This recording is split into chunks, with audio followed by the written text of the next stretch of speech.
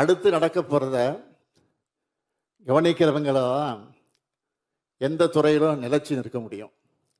அதைத்தான் அறிவுடையார் ஆவது அறிவார்னு வள்ளுவர் சொல்றார்.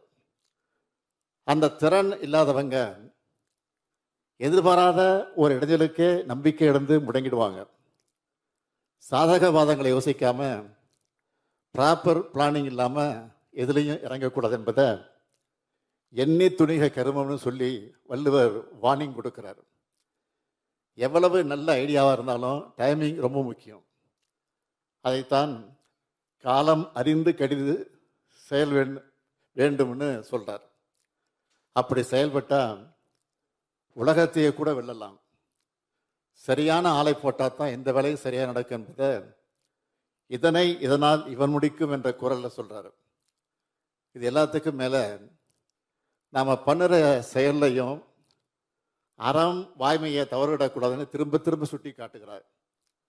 இந்த வாழ்க்கை பாடங்களை நீங்கள் ஒவ்வொருத்தரும் எப்போவுமே மறக்காமல் இருக்கணும்.